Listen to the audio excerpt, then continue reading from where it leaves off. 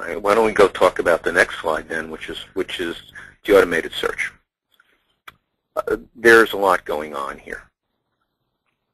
There is first the Victor Stanley decision, which we're really going to talk about later on. This is a different citation. But I want to compare these two decisions and just talk to people about what they do. Victor Stanley, the decision we're going to talk about, is from 2008. And it really creates an issue or addresses an issue of what happens when a party does an automated search either for relevance or privilege. In this case, we're talking about privilege, and inadvertently turns over materials. We're going to come back and talk about this when Julie and I discuss Rule 502 of the Federal Rules of Evidence. But there are about 140-odd documents turned over inadvertently out of thousands. And this decision, written by Judge Paul Grimm in Baltimore, says that you, party attempting to protect against a waiver, have an obligation to go to the court and explain exactly what you did to try to avoid waiver. Victor Stanley decided that the party had not made an adequate showing and ordered the production of information. So Victor Stanley is really one of the leading decisions that came out before the rules, Rule 502 went into effect, that talks about reasonableness and the kind of showing that has to be made. This can be very difficult. If you read the Victor Stanley decision, what you're going to see is there's a discussion in there about the possible need for experts' reports, about a linguistics expert, for example, who's going to be able to talk about the adequacy of automated reviews that are done, and just calls into question whether or not this is something that should be presented in a dispute, or again, whether parties can confer among themselves to avoid problems. Mount Hawley is a very recent decision. You see, it just came out earlier this year out of the Southern District of West Virginia. Mount Hawley has a lot of things going on there. There were some 377 documents that were turned over inadvertently out of a production of some million or so documents. And again, without going into the details too much because of the time, you see that, or you'll see if you read the decision in Mount Hawley, that Mount Hawley cites Victor Stanley for the proposition that you need to have quality control sampling, you need to make sure the production's appropriate or not, and neither over-inclusive or under-inclusive, and decides that there's been a waiver. There's a lot of discussion about Mount Hawley. There's been a lot of questions raised as to whether the bar was put too high here. And really, if you read Victor Stanley, and by the way, the citation to the Victor Stanley decision is 250 FRD 251. 250 FRD 251. This is from the District of Maryland in 2008, as I mentioned before. Read these two decisions, and you start to begin, or maybe come up with some concept of what reasonableness may or may not be. And Julie, I'm sure you've got some thought about this. I do, and actually when you were discussing the Victor Stanley case, one point that I wanted to bring to the attention of our audience is that in that particular case, in lieu of a document-by-document review for privilege, the defendants provided a list of keywords to their computer forensic expert. And they provided that list to identify privileged and protected information. And Ron, really when I read this case, and I would like to present this question to you, in general, do you think that the lawyers are qualified to determine search terms, considering the fact that there are so many different types of searches that are available to us today, from conceptual searching, Boolean, et cetera? What are your thoughts on this? Well, you know, there is a decision that John Faciola, magistrate judge in the District of Columbia, wrote a few years ago, United States versus O'Keefe. And really what he said, Julie, is, you know, lawyers are lay people in this area just like a judge is. And lawyers and judges need help from people who know what they're talking about. So my answer to you as a general proposition would be, it's really hard for you to come up with these things as a lawyer by yourself. And if nothing else, to have to be some pointed inquiries or inquiries made to your client to find out exactly what you're searching for. So my answer to you would be, if you read the case law, and especially if you read Victor Stanley, where Judge Grimm talks about the need for an adequate base to be presented, to justify a production as being reasonable, I think lawyers need help, especially, as you say, when we're going away from a simple keyword search, which, by the way, is not that simple at the end of the day. There has to be some type of consultation between attorney, client, and whoever you think the third party should be, a vendor, consultant, or the like, so that you can create a search that will stand up to challenge, or at least a search that you can show your adversary to let the other side know you've been reasonable, and probably get some kind of discussion back and forth so the search is done once and everybody's happy with the search. So my answer to you in a long-winded way is yes, I think lawyers need help. Great. Thank you. I'm sorry, that was a little longer than I think you expected. Well, should we move on to Fellman or move on to the Rajala case on the next slide? I think I'd rather talk about Rajala because that's going to bring us into Rule 502, and we really need to spend some time talking about Rule 502. Okay, Rajala came out of Kansas. Again, this is recently decided in the summer. It was written by Dave Waxy, a magistrate judge who sits in Kansas City, another one of the leading speakers in the field and decision makers, or decision writers probably more appropriately. There's a bankruptcy trustee for a debtor corporation who sues the debtor's attorney to recover for violations of laws. And there's a law firm that had represented the debtor in the process of becoming a public company. The plaintiff alleged that the law firm helped perpetuate a fraudulent scheme in violation of these laws. So there's discovery done, as normal in every case.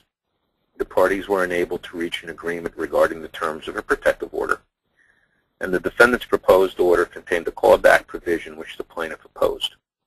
And Julie, I don't know if this is a good place to stop and talk about exactly what a clawback might be for people not familiar with it, or we should just go through the facts of the decision and come back to it in a minute or so. Well, I'll interject that real quick, and then you can continue. For those in the audience who are unfamiliar with this terminology, a clawback agreement is when the parties enter into an agreement that production without intent to waive privilege or protection should not be a waiver, so long as the responding party identifies the documents that are mistakenly produced. And then under that circumstance, the documents are returned.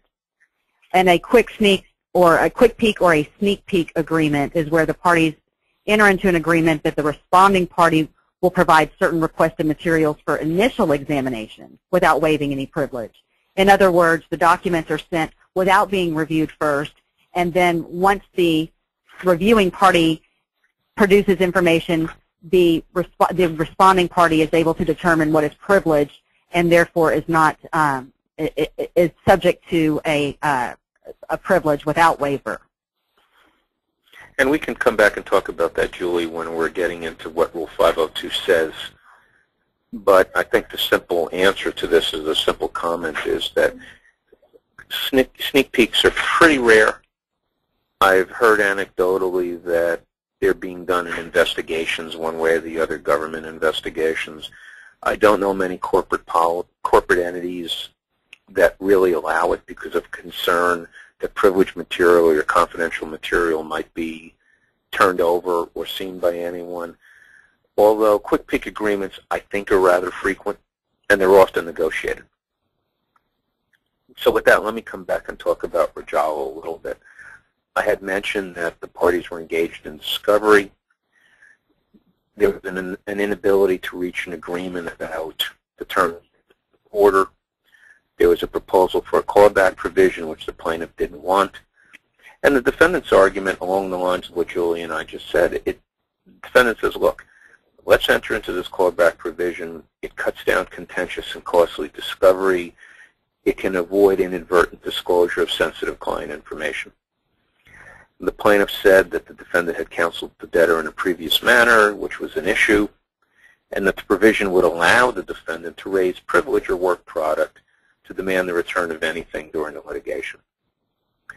The court agreed with both parties in a sense, noting that the Rule 502 was intended to provide against discovery that would be expensive and time-consuming and a waiver of privilege, especially in actions involving ESI. And then the court found that the protective order should contain a clawback provision. but that the provision offered by the defendant have to be modified to limit its application to information protected by privilege or work product. And then the court entered an order along the lines with the decision. But Julie, I don't know if you want to spend a little time here specifically talking about... Well, I think what I'll do is I'll wait to go into subsection B and subsection D and E of 502 when we get to that slide. I would like to interject here, though, and say that one issue I had with this decision was that I believe the plaintiff's argument had very good merit in that the plaintiff argued they would essentially be made to perform McGuire-Woods privilege review and then proceed with depositions, motion practice, etc., always wondering and being concerned that any document could suddenly be taken back by McGuire-Woods.